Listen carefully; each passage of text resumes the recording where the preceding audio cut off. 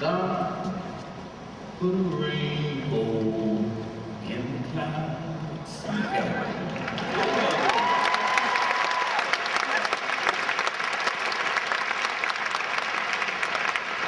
Congratulations to you, graduates. Congratulations to your families. Congratulations to your professors, to the administrators. Congratulations to Michigan State. You see, each of us, and congratulations to me.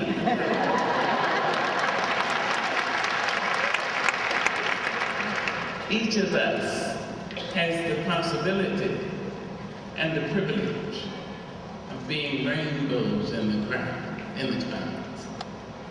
That statement, which became the impetus, the encouragement for 19th century spiritual, was made first in Genesis, in the Judeo-Christian Bible.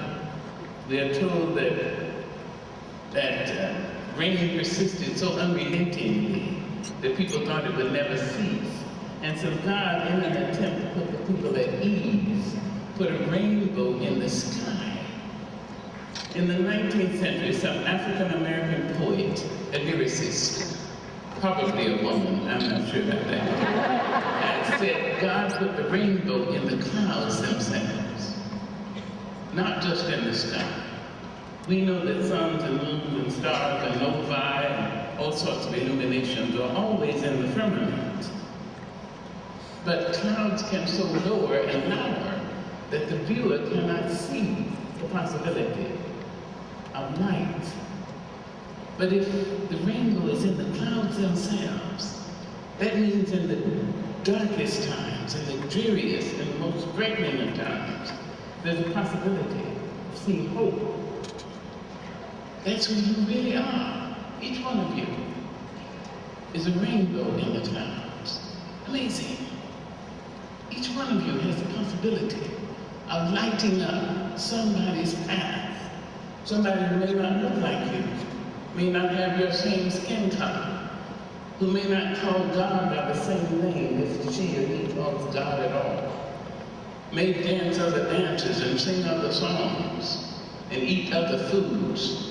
But you have the possibility of being exactly what Michigan State is, a rainbow in the clouds. There are many men and women who are graduating today who represent the first time anyone in their families have graduated from an institution of higher education. Many. I am one. So that means that you have that possibility and that privilege to be a rainbow in the clouds. I know that each one of you has already been paid for. I'm not talking about tuition and all that, that's another thing. But each of us has already been paid for. Whether the ancestors came from Eastern Europe, trying to escape the pogroms, the little and large murders, arriving at Ellis Island having their names changed to something utterly unpronounceable. Or if the ancestors came from Ireland or Germany, which were both blighted by the potato blight.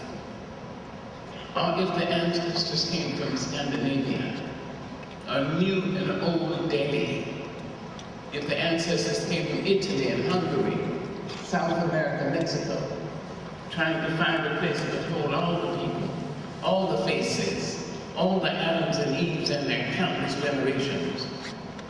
Or indeed, if the ancestors came from Asia in the 1850s to build this country, to build the railroads, unable legally to bring their mates for decades.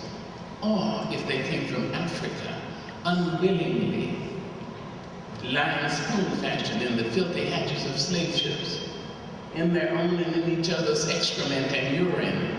They have paid for each of us already. So whether you know it or not, you have always had rainbows in your clouds. That's why you're here. You may not know their names. You may not be able to point to him or her. He or she may just be a pigment in somebody's imagination. But each of us. So I'm aware that the perfect commencement speaker is brief and to the point. Because this is really your day, and I know it. I mean, yours, the graduates, yours, the families, yours, the professors, yours, the staff. I know that. But to give you one thing to think about, being a rainbow in the clouds, I want to read one poem.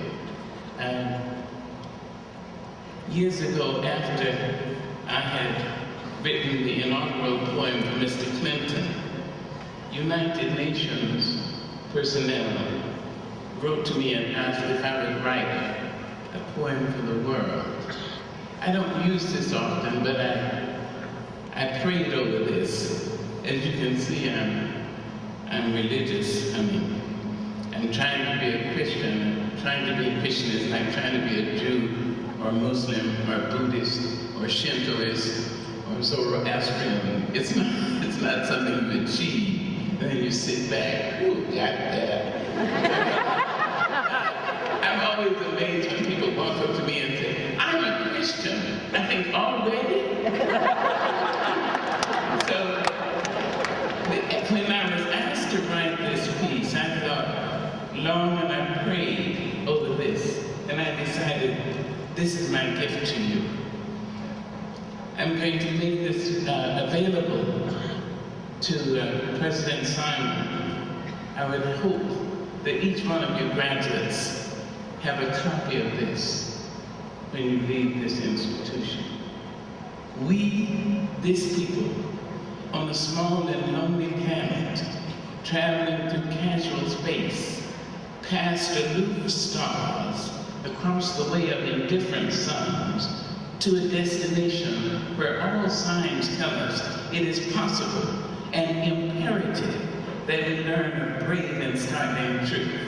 And when we come to it, to the day of peacemaking, when we release our fingers from fists of hostility, when the curtain falls on the minstrel show of hate, and faces sooted with scorn are scrubbed clean, when battlefields and coliseum no longer rake our unique and particular sons and daughters up from the bruised and bloody grass to lay them in identical plots in foreign soil, when the rapacious screaming of the churches, the storming in the temples have ceased, when we come to it, when we let the rifles fall from our shoulders and our children can dress their dolls in flags of truce, when landmines of death have been removed and our aged can walk into their evenings of peace, when religious ritual is not perfumed by the incense of burning flesh, and childhood dreams are not kicked awake by nightmares of sexual abuse, when we come to it, then we will confess that not the pyramids with their stones set in mysterious perfection, nor the gardens of Babylon hanging as eternal beauty in our collected memory, not the Grand Canyon kindled into delicious color by western sunsets, nor the Danube flowing its blue soul into Europe, not the sacred peak of Mount Fuji stretching to the rising sun, neither Father Amazon nor Mother Mississippi, who without favor nurture all creatures in their depths and on their shores. Those are not the only wonders of the world. When we come to it, we, this people, on this minuscule globe, who reach daily for the bomb, the blade, and the dagger, yet who petition in the dark for tokens of peace. We, this people, on this moat of matter, in whose mouths abide cankerous words which challenge our existence, but out of those same mouths can come songs of such exquisite sweetness that the heart falters in its labor and the body is quieted into awe. We, this people, on this small and drifting planet whose hands can strike with such abandon that in a twinkling, life is sapped from the living, yet those same hands can touch with such healing, irresistible sweetness that the haughty neck is happy to bow and the proud back is glad to bend. Out of such chaos, of such contradiction, we learn we're neither devils nor divines. When we come to agree, this people on this wayward floating body created on this earth, of this earth, have the power to fashion for this earth a climate where every man and every woman can live freely without sanctimonious piety, without crippling fear. When we come to it, we must confess that we are the possible, we are the miraculous, we are the true wonder of this world. This is for you, the graduating class of 2005. When it looked like the sun wasn't shining anymore, each one of you would say, I will be a rainbow in the clouds. Thank you.